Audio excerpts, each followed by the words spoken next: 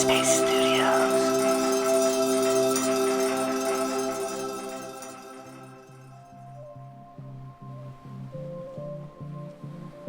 Hello, and welcome back to the Sunday Scaries. I'm Dora. So, a few months ago, I went on a solo vacation to Spain, which was great. To be honest, I had picked Mallorca based on my astrology chart. According to the stars, it was a destination that was perfect for rest, relaxation, exploration, and creativity. All the things I love. I was looking forward to meeting new people and experiencing a new culture. I even created a whole Google Maps itinerary and guide. So I packed my bags and hopped on a flight to sunny Spain. But I realized when I got there that I was so tired. I literally spent the first week just sleeping. And after I got over the fatigue/jet lag slump, I did the usual vacation stuff. But once I got back, I started thinking about it again. Why was I so tired and drained those first few days? Jet lag aside, I should have been hyped to be in a new country. It was then a little light bulb in my head turned on. OMG, of course. I had been completely burnt out before leaving. According to WebMD, I know, anxiety's best friend in website form, burnout is a result of excessive and prolonged emotional, physical, and mental stress. You feel overwhelmed, like you can barely keep your head above water with all of life's tasks and demands. And maybe not so surprising, the feeling of burnout is often related to work. For me, the burnout I felt was related to a combination of being super busy both personally and professionally, saying yes to too many things and still adjusting to living in a completely different country. Thankfully, I have a job where I can take a break and no one wants me to be burnt out. But a lot of people don't, and I've definitely worked jobs at places where taking a break just isn't an option.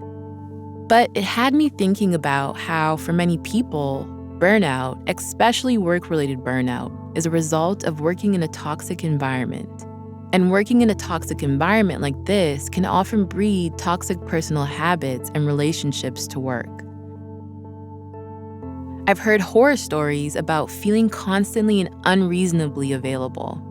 Stories about pressures to work late because everyone else does, of environments where everything is treated like an emergency.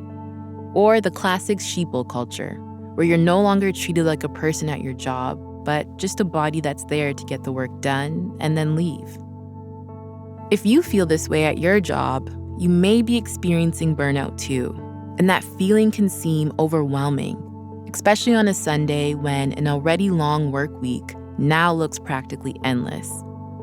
Anxious thoughts can spiral when you want to set boundaries, but you're scared of possible repercussions. Or perhaps feelings of loneliness set in when you feel like you're the only person who sees that things are messed up.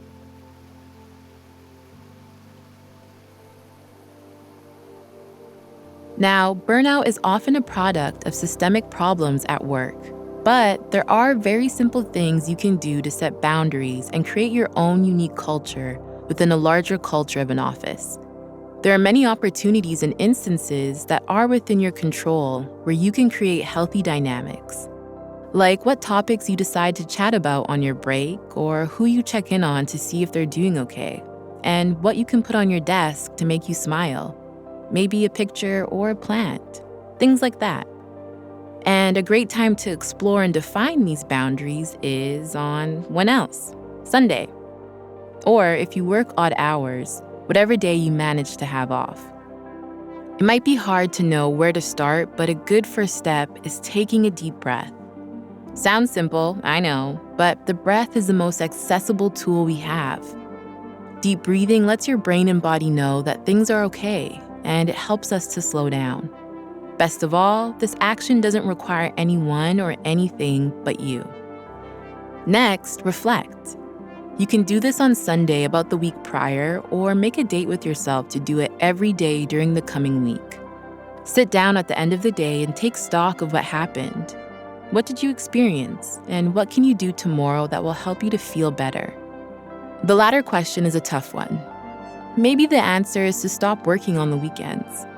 Maybe it's telling a person you trust how you're feeling. Maybe it's simply knowing that there's no rules that say you have to be busy and burnt out all the time. In many offices, it's often a badge of honor to be super stressed or drowning in work. But why? Taking time for yourself or taking a break is healthy, and though it may not feel like it, you're entitled to some time on your own throughout the day.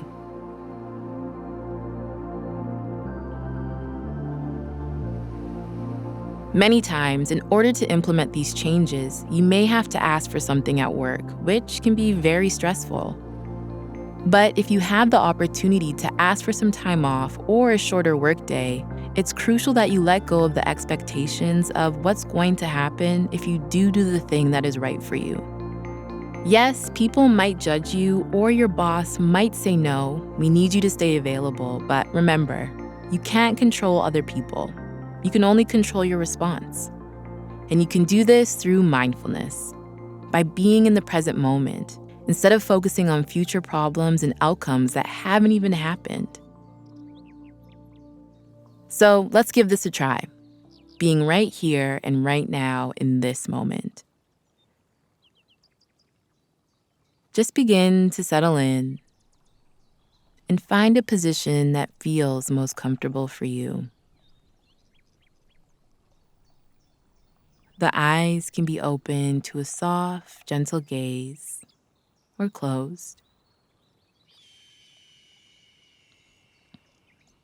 And then taking some nice, big, deep breaths. Breathing in through the nose and breathing out through the mouth.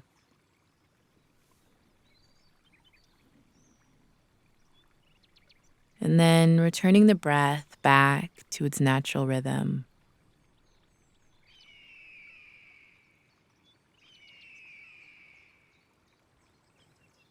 And just resting the focus on the different sensations present in the body. So maybe you gently scan down from the top of your head to the soles of the feet. Or just notice the body pressing down into the surface beneath you. Seeing if we can spend time inhabiting our bodies and this moment. Being fully present with what's here, right now. Not next week or even tomorrow, but this now moment.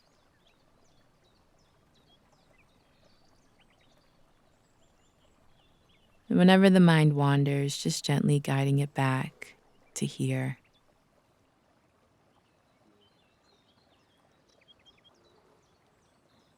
Then, when you're ready, gently wiggling the fingers and the toes, and slowly and gently opening the eyes if they were closed.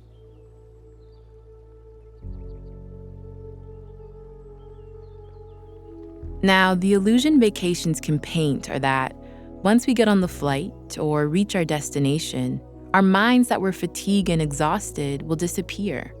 Yet, the mind we bring to the office is the same mind that we bring to the beach. For me, I realized that although I had planned this big adventure, my state of mind was something I hadn't really planned for. I had just assumed it would be all croissants, glacier blue water, and paella as soon as I landed, which was far from the truth.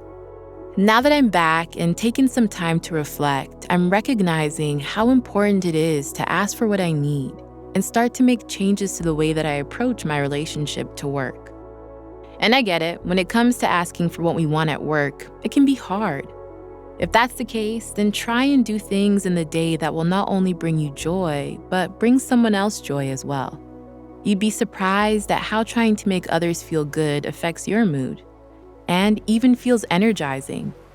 This could be as simple as bringing in some donuts to work or sending a nice note to a colleague to brighten up their day. One final piece of advice that I've heard that's helped me in situations like these is to ask myself, is the narrative in my head true, or am I catastrophizing? Often we think if we ask for something at work, whether it's a break, a vacation, some help on a project, we jump far ahead and assume the worst.